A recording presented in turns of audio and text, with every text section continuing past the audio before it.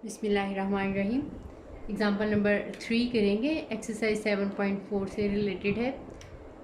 हमने प्रूव करना है sine alpha plus beta equals to sine of alpha cos of beta plus cos of alpha sine of beta.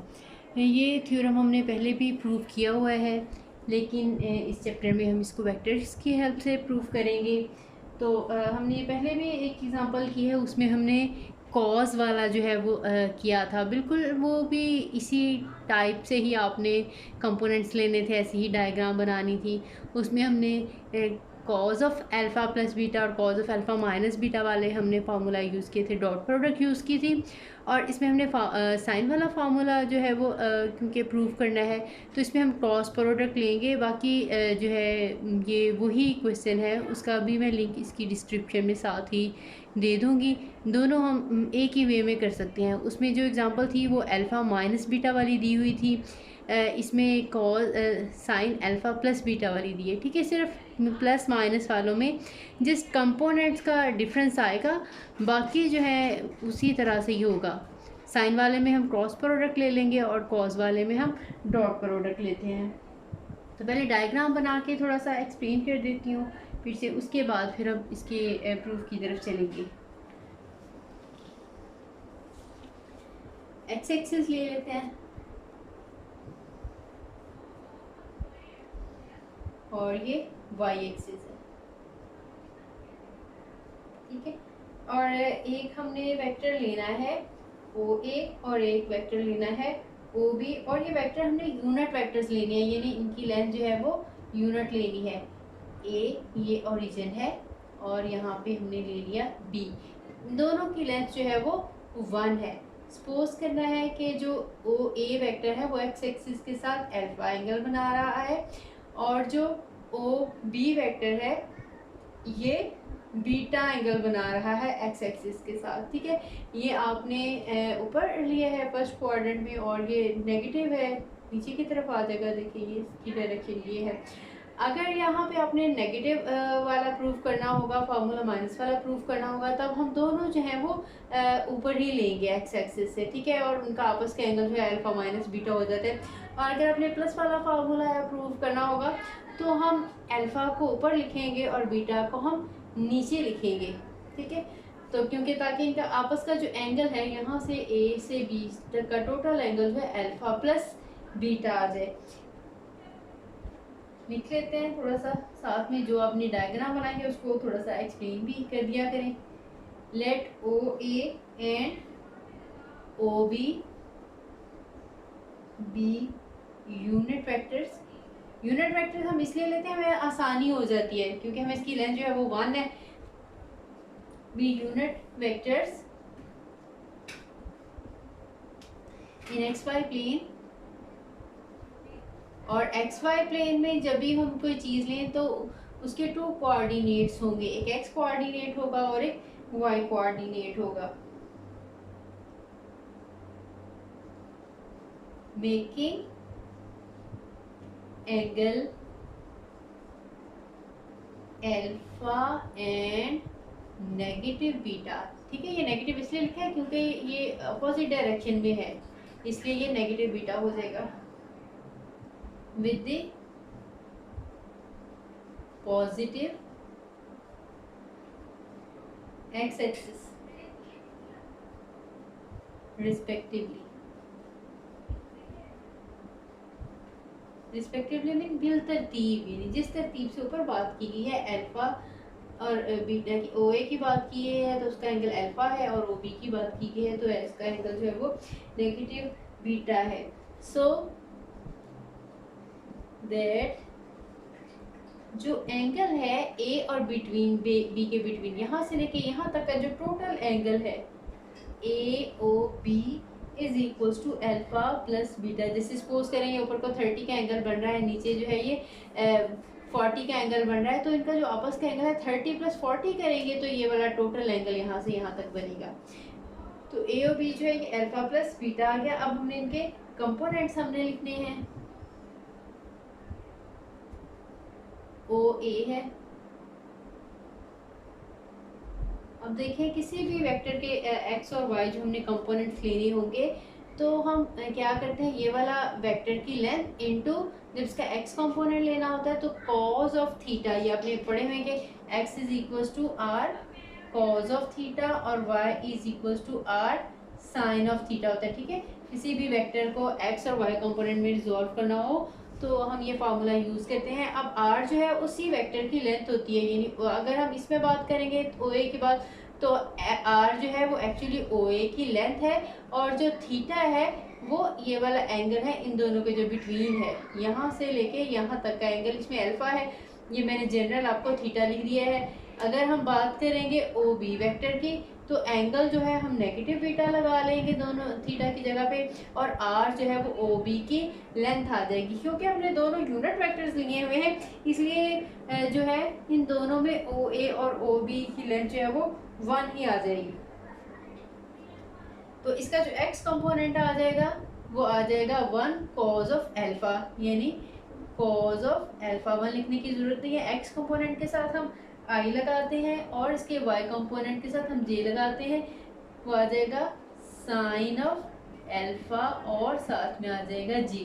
जब हम OB vector लिखेंगे इसके components क्योंकि आ जाएंगे cos of negative beta i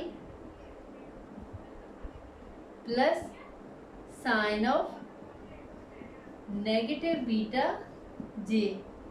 अब ये देखिए इसको थोड़ा सिंप्लीफाई कर रहे थे क्योंकि कॉज ऑफ नेगेटिव थीटा का आंसर भी वही होता है जो कॉज ऑफ थीटा का आंसर होता है, तो इस तरह से कॉज ऑफ नेगेटिव बीटा को हम कॉज ऑफ बीटा ही लिख सकते हैं।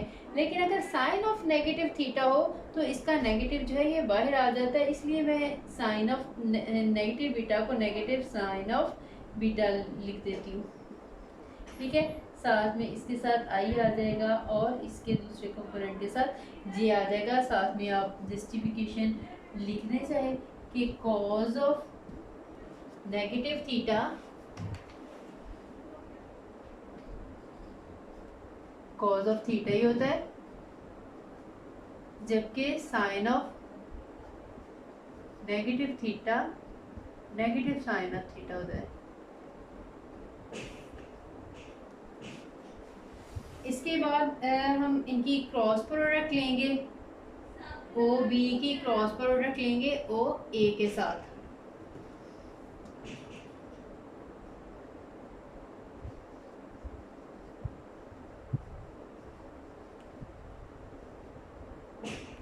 अब देखिए हमने OB की OA से क्यों प्रोडक्ट ली है।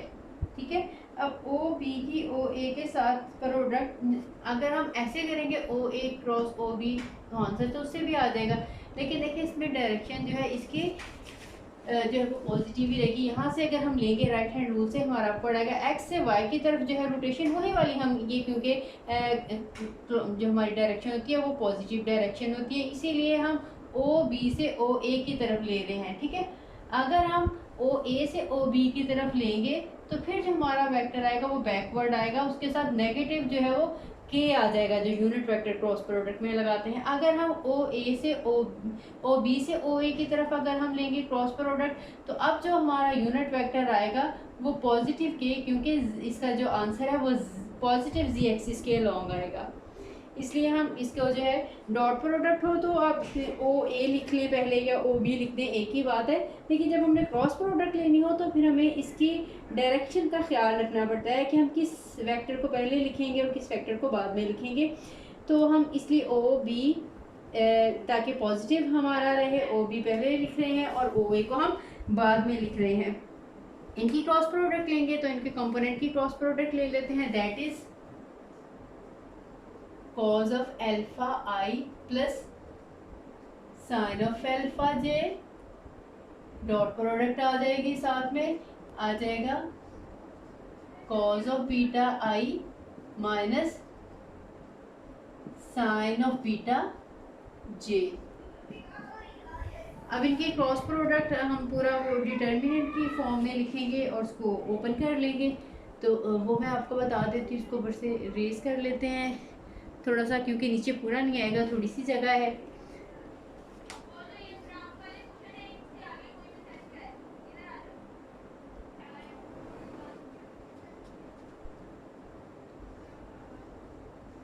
बी क्रॉस ओ ए, ऊपर हम आई जे और के लिखेंगे और इनमें ओ बी के कंपोनेंट्स हम पहले लिखेंगे। ओ बी में था कॉज ऑफ बीटा और जे कंपोनेंट के साथ आ जाएगा नेगेटिव साइन ऑफ बीटा। ठीक है, के कंपोनेंट नहीं है तो हम यहाँ पे ये ज़ीरो ज़ीरो लगा देंगे, इसका भी ज़ीरो आ जाएगा, इसका भी ज़ीरो आ जाएगा क्योंकि ये प्लेन में है। अब यहाँ पे इसके कंपोनेंट ओ ए वेक्टर के लगा लेंगे, वो आ जाएगा कॉज ऑफ एल्फा और कॉज ऑफ बीटा। अब देखें, अब इनका मैं क्रॉस प्रोडक्ट लूँगी, अगर मैं आई के साथ लूँगी तो ये आ जाएगा sine negative sine of beta into zero और उसके बाद फिर ज़ीरो इंटू दिस, ये सारा आंसर जो है वो ज़ीरो हो जाएगा। लिखना है तो आप एक दफ़ा लिख लें, जब हम आई का लिखेंगे तो ये रो यो कॉलम छोड़ेंगे माइनस साइन ऑफ बीटा और आ जाएगा ज़ीरो और आ जाएगा cos of beta and zero. फिर नेगेटिव जे के साथ जब हम इसको ओपन करेंगे डिटर्मिनेंट को तो आ जाएगा कॉज ऑफ बीटा और कॉज ऑफ एल्फा और यहाँ पे आ जाएगा again zero and zero.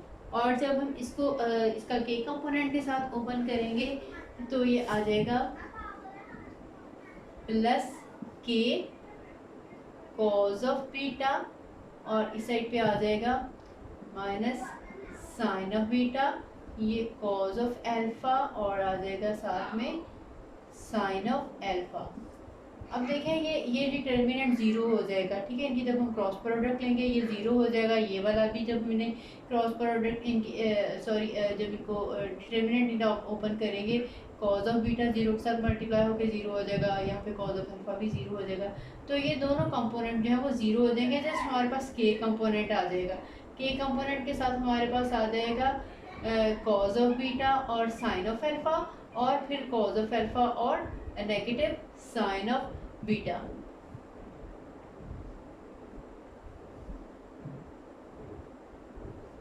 Sign of alpha cos of beta और उसके बाद फिर दरम्यान में फार्मूला में नेगेटिव आ जाएगा और कॉज ऑफ एल्फा और नेगेटिव साइन ऑफ बीटा है तो ये नेगेटिव मिलके यहाँ पे पॉजिटिव हो जाएगा साइन ऑफ बीटा। ठीक है, ये नेगेटिव क्योंकि डिटर्मिनेंट निकालते हुए दरम्यान में नेगेटिव सिंबल आती है, एक वो वाला नेगेटिव है और एक ही वाला नेगेटिव मिलके यहाँ पे पॉजिटिव सिंबल आ गई है। अब ये जो ओ बी और ओ ए था इनकी भी अगर हम क्रॉस प्रोडक्ट लेंगे तो आ जाएगा O A magnitude into O B magnitude into cos of sine of the angle between them. Sine of the angle between them is alpha plus beta और साथ में क्योंकि ये एक्स डायरेक्शन से वाई डायरेक्शन में जा रहे हैं तो इधर भी के ही आएगा। ठीक है, एक्स और वाई दोनों के परपेंडिकुलर, अगर एक्स एक्सिस से वाई की तरफ हम रोटेट कर रहे हैं एंटी क्लॉकवाइज डायरेक्शन में तो पॉजिटिव के है, अगर हम वाई से एक्स की तरफ रोटेट करते तो फिर यहाँ पे नेगेटिव के आना था। ठीक है, इस साइड पे भी के है, इस साइड पे भी के यूनिट वेक्टर है, तो इसका मतलब यह है या तो हम दोनों साइड पे मैग्नीट्यूड ले लें, इधर भी ले लें इधर भी ले लें, ये भी इसकी मैग्नीट्यूड 1 आ जाएगी और इसकी मैग्नीट्यूड 1 आ जाएगी। अदरवाइज हम कहेंगे क्योंकि ये दोनों वेक्टर इक्वल हैं इसलिए जो के का कोफिशिएंट है इस के कोफिशिएंट के इक्वल है, तो मैं कह सकती हूँ ये ओ बी की मैग्नीट्यूड 1, ये भी ओ बी की मैग्नीट्यूड जो है 1 है और साथ में sine of alpha plus beta के इज इक्वल्स टू, ये के हम इधर लिख लें या इधर लिख लें एक ही बात है, लेकिन जनरली हम ये कोफिशिएंट जो है क्योंकि ये कांस्टेंट एक नंबर है पहले लिखते हैं और ये के बाद में लिखते हैं, अगर पहले भी लिख लिया तो ऐसे कोई फ़र्क नहीं पड़ेगा। नेक्स्ट स्टेप में हम इसको और वैसे ही रिमूव कर देंगे cause of beta plus cos of alpha और साइन ऑफ बीटा और साथ में आ जाएगा के। अब जब हम दोनों साइड पे कोफिशिएंट कंपैरिजन करेंगे ये 1 पर मल्टीप्लाई होके जो ये तो खत्म हो जाएगा, तो यहाँ से आ जाएगा sine alpha plus beta equals to sine of alpha cos of beta plus cos of alpha and sine of beta. Exercise में इसके साथ का एक क्वेश्चन दिया हुआ है, वो उसमें साइन एल्फा माइनस बीटा वाला आपने जो है प्रूव करना है, तो वो बिल्कुल इसी वे में कर लेंगे। उसको मैं हम पहले भी एक्सप्लेन कर चुके हैं कॉज वाले में, उसमें जस्ट हम क्या करेंगे कि अगर आपने ये एक्स एक्सिस है, ये वाई एक्सिस है। अगर ओ ए ऊपर लिया है तो ओ बी भी हम ऊपर ही लेंगे यहाँ पे, ठीक है। दोनों की लेंथ जो है वो आपने एक जितनी रखनी है, 1 ही रखनी है।